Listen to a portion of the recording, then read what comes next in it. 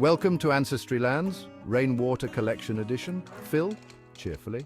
Hey everyone, welcome to Ancestry Lands, your go-to spot for land ownership, preparedness, motivation, and a dash of humor, because why not? Today we're diving into a concept as old as dirt itself, collecting rainwater.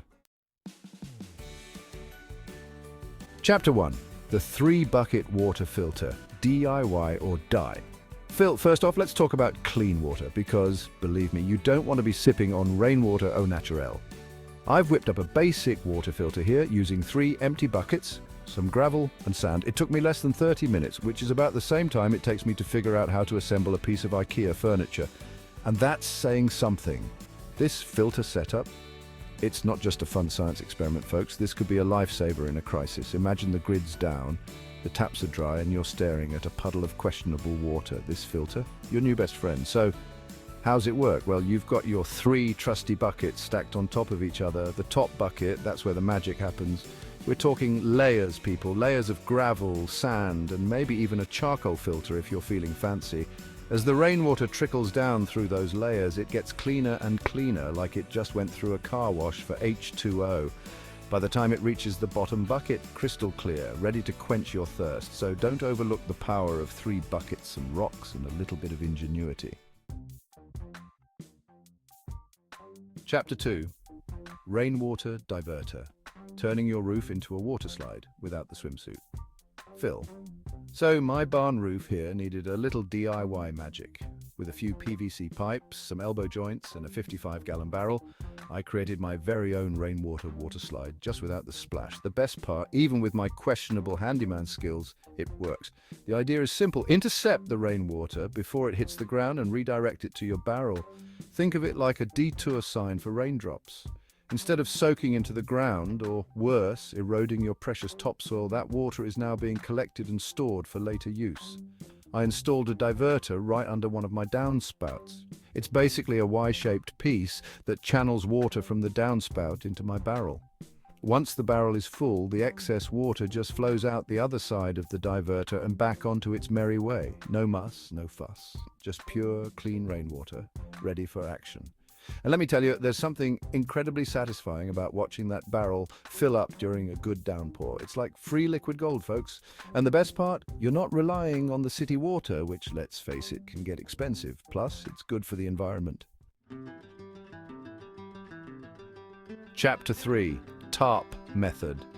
When it rains, it pours into my giant water funnel. Phil, all right, so let's say you have a structure that isn't exactly roofing material. Like my greenhouse over here, no problem. Just grab a giant tarp, set it up like a massive funnel between a couple of trees, and voila, instant water catchment.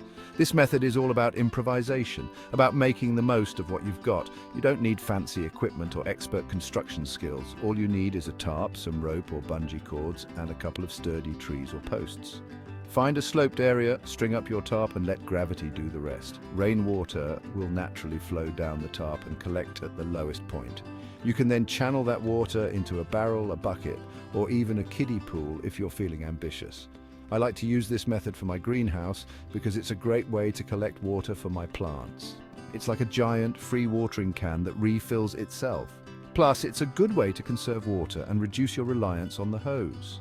Now, I'll admit, this method isn't the most glamorous, but it's effective, it's affordable, and it's a great option if you need to collect a lot of water quickly.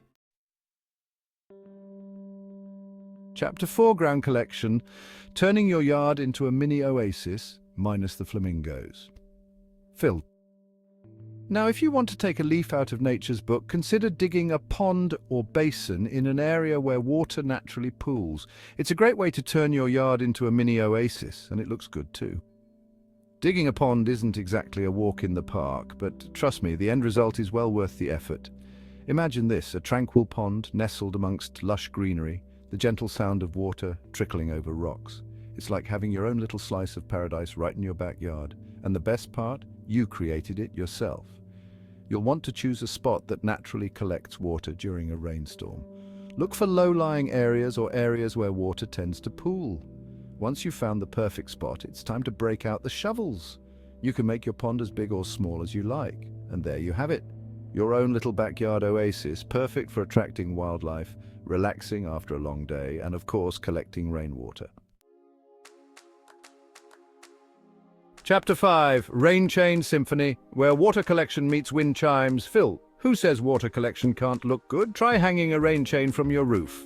I've got an artsy one made from, believe it or not, old wine bottles. It's a combo conversation starter and water collector. Rain chains are a great way to add a touch of whimsy and functionality to your property. They're like the more stylish, eco-conscious cousin of the boring old downspout.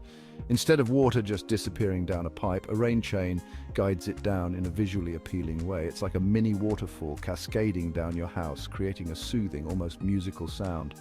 And the best part, they're incredibly easy to install. You can buy pre-made rain chains or get creative and make your own using materials like copper cups, ceramic pots, or even old silverware. The possibilities are endless. My wine bottle rain chain is a bit of a conversation piece, I'll admit. It's a fun way to add a personal touch to your property and show off your creative side. Plus, it's a great way to direct rainwater to a specific location, like a rain barrel or a garden bed. So, if you're looking for a unique and stylish way to collect rainwater, I highly recommend giving rain chains a try. Chapter 6, Plastic Sheet Water Harvester. Quick, easy, and surprisingly effective. Phil, need something simple for a temporary setup? Just lay a heavy-duty plastic sheet on a sloped area, secure the edges, and let gravity do the rest. It's quick, easy, and you'll be catching gallons of water without breaking a sweat. This little setup can be a lifesaver in a pinch, especially if you need to collect a lot of water quickly. We're talking bare-bones water harvesting here, folks. No fancy equipment, no complicated construction, just a good old-fashioned tarp and a little bit of ingenuity. I like to use this method for short-term projects, like when I'm working on a construction project around the homestead, or if I need to replenish my water supply in a hurry. It's also a great option for folks who are renting or don't want to install anything permanent on their property. You can set it up and take it down in minutes, leaving no trace behind. The key to making this method work is finding a good sloped area. The steeper the slope, the better the water flow. Once you've found your spot, simply lay down your plastic sheet and secure the edges with rocks, bricks, or anything heavy you have lying around. And that's it. You're ready to start harvesting rainwater. Chapter 7. Rockpile Collection, Nature's Water Maze. Don't tell the squirrels. Phil, this is one of my favorites. Rockpile Collection. Stack rocks to form natural channels, and they'll guide water right where you need it. Plus, it looks like nature's art project. Just don't let your dog decide it's his new favorite digging spot. This method is all about working with nature, about using natural materials to create a functional and beautiful water harvesting system. The idea is simple. Create a series of channels and berms using rocks, logs, or even just mounds of earth. These channels will act like mini rivers, directing rainwater to specific locations like trees, gardens, or even just low-lying areas where it can slowly soak into the ground. I like to use this method around my fruit trees. It's a great way to give them a deep watering without wasting a drop of precious H2O. The key to making this method work is to observe the natural flow of water on your property during a rainstorm. Where does the water tend to pool? Where does it run off? Once you understand the lay of the land, you can start building your rockpile masterpiece. You don't need to be an engineer or a landscape architect to make this work. Just use your intuition and get creative. Experiment with different rock sizes and shapes. Create winding channels or straight as an arrow waterways. The possibilities are endless. Chapter 8, Nature's Water Collectors, plants that do the work for you. Phil, last but not least, we've got nature's water collectors, certain plants like banana trees and bromeliads that naturally funnel water. You'd be surprised how much moisture they capture. We're talking about plants that have evolved over millennia to become masters of water collection. Take the humble banana tree, for example. Those giant leaves act like giant funnels, channeling rainwater down towards the base of the plant where it can be absorbed by the roots. And then there are bromeliads, those funky-looking plants with the rosette-shaped leaves. They've got these little cups or tanks at the base of their leaves that collect rainwater. Incorporating these water-wise plants into your landscape can definitely help reduce your reliance on the hose and conserve water. Plus, they look pretty darn cool, if I do say so myself. Outro, join the rainwater revolution. Phil, before we wrap up, remember, check your local regulations before setting up your rainwater system. Some places are strict on water collection limits. Around here, we're good up to 110 gallons without Uncle Sam giving us the side eye. So, which method are you going to try out first? Drop a comment below and let me know.